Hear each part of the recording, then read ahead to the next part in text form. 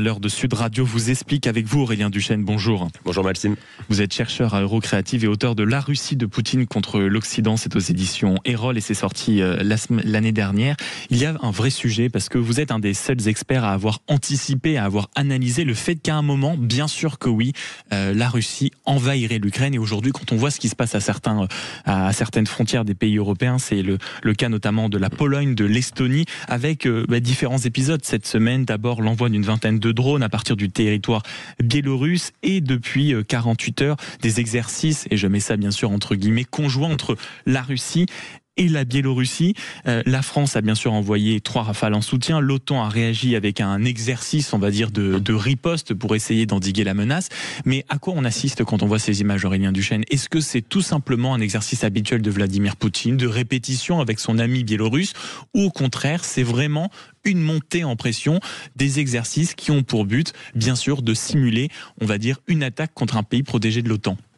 C'est une montée en puissance de la stratégie de déstabilisation de la Russie. Ça fait depuis 2017 en fait que nos voisins, les Estoniens, les Polonais que vous avez cités, craignent que ces fameux exercices, les exercices Zapad, ça veut dire à l'ouest en russe, donc le ton est donné, soient des prétextes pour des agressions contre les voisins. Là, c'est la première fois depuis depuis la fin de la guerre froide, qu'on a un pays de l'OTAN qui abat des drones russes qui se dirigent sur son territoire. C'est la première fois que ça arrive. Volontairement. Alors les Russes, évidemment, plaident l'accident. Leur allié biélorusse qui dit que ce sont les outils de guerre électronique des Ukrainiens qui auraient dévié la trajectoire des drones. La réalité, c'est une vingtaine de drones qui foncent dans votre espace aérien vers des villes polonaises. Ce n'est pas un accident. Heureusement, ces drones n'étaient pas armés. Mais l'intention est là. Ce à quoi on assiste, et c'est ce que disent notamment les Polonais, c'est une volonté pour Poutine de nous tester, de tester notre crédibilité et notre réaction à ce genre de provocation. Est-ce que il y a vraiment cet objectif vraiment de nous tester avec pour objectif, comme on l'entend de la bouche de certains spécialistes, quoi, peut-être d'agresser volontairement, entièrement, violemment un pays intégré de l'OTAN, ou alors c'est uniquement pour maintenir, qui est aussi une stratégie russe, une pression très forte sur les négociations en cours avec un président américain, on va dire, qui prend son temps, pour le dire poliment, et une volonté tout simplement de continuer à mettre la pression sur l'Europe et pour à la fin peut-être gagner ce bras de fer dans les négociations. Alors, sur la fin de la guerre en Ukraine, je précise. Si on penche plutôt pour la solution de la pression diplomatique, pression à marche forcée quand même, cette stratégie marche quelque part, parce que quand on voit que certains, notamment aux États-Unis, disent que vouloir aller trop loin dans le soutien à l'Ukraine provoquerait la Troisième Guerre mondiale, des incursions dans l'espace aérien d'un pays de l'OTAN par des drones russes, ça vise à accréditer ça, à dire que nous, les Occidentaux, si on continue de soutenir l'Ukraine, on devrait s'attendre à avoir, nous, des attaques de la part de la Russie. Il y a une dimension psychologique à ça, et malheureusement, ça peut marcher chez un certain Donald Trump, par exemple. Et si, et c'est mon analyse personnelle, on est plutôt dans le scénario où Poutine nous teste pour l'après-guerre d'Ukraine, pour de nouvelles agressions au-delà, c'est qu'il veut à chaque fois voir quelles sont nos limites. Je rappelle une chose, c'est que quand Poutine prend la Crimée en 2014, annexe un territoire souverain de l'Ukraine, d'aucuns s'attendaient à ce que l'OTAN commence à armer massivement l'Ukraine. On n'a rien fait. Quand il a envahi totalement l'Ukraine, après avoir dit qu'il ne le ferait jamais, est-ce que nous, on a commencé à massivement bétonner les frontières de l'OTAN? Non, on en est aujourd'hui en France à parler de réarmement en urgence, parce qu'on a pris 3 ans de retard, là où il aurait fallu réagir beaucoup plus fort dès le début. Mais quand on vous entend, Aurélien Duchesne, on se dit, en réalité, ça y est, Poutine, sa détermination est totale. Bien sûr qu'il est en train de préparer l'après.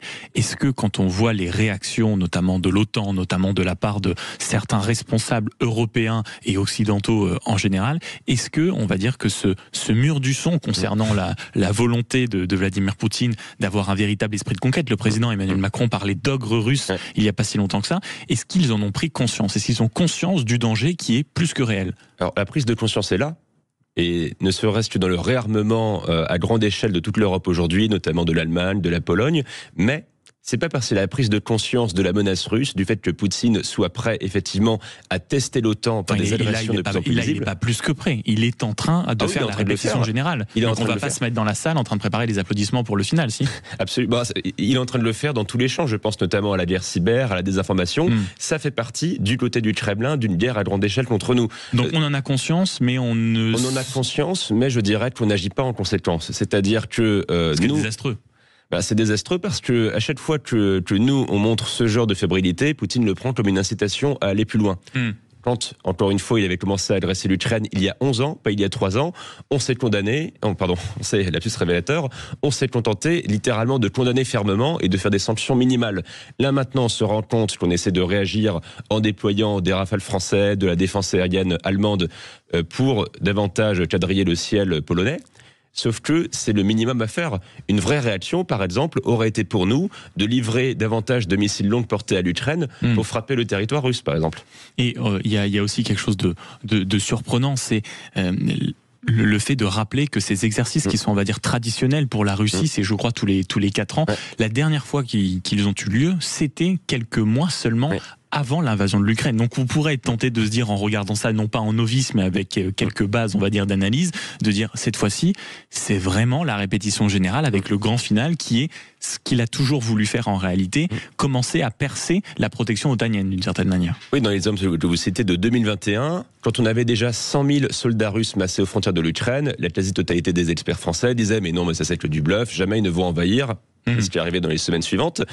Sauf que ce qu'on m'a dit, par exemple, en Estonie, en juin dernier, quand j'étais là-bas, c'est qu'un scénario auquel croient vraiment les Baltes et les Polonais, c'est que demain, la Russie fasse un exercice de ce genre, mais pourrait utiliser cet exercice pour aller plus loin. C'est le scénario où nous, on serait pris au dépourvu parce qu'on s'attend à un exercice, sauf que cette fois, les soldats russes ne retournent pas dans leur caserne, mais ils commencent à passer la frontière d'un pays de l'OTAN.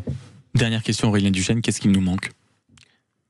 Il nous manque déjà beaucoup de moyens en matière de défense, parce qu'on veut rattraper 30 ans de désarmement en quelques années, et il nous manque surtout de la détermination, parce que si elle continue à nous manquer, on est assuré que dans les 3 à 5 ans, Poutine attaquera directement un pays de l'OTAN. Voilà, ça c'est la phrase choc signée Aurélien Duchesne. Merci beaucoup d'être passé nous voir ce matin sur Sud Radio, chercheur à Eurocréative et auteur de La Russie de Poutine contre l'Occident, c'est à lire chez Erol, et ça a été publié l'année dernière. Je rappelle aussi pour ceux qui aimeraient vous voir et vous entendre qu'on vous retrouve régulièrement sur la chaîne NCI dédiée justement, et dès ce soir en effet dédiée à cette analyse internationale. Merci beaucoup Aurélien Duchesne d'être venu nous voir pour répondre à cette question. Vladimir Poutine teste-t-il les limites de l'OTAN? Votre réponse, je le crains. Et oui, dans un instant, 0826 300 300, vous voulez réagir à ce que vous avez entendu ce matin dans la matinale de Sud Radio, je vous en prie, le standard vous est ouvert et c'est le camarade Corentin qui déjà vous attend. À tout de suite sur Sud Radio. Très bon réveil.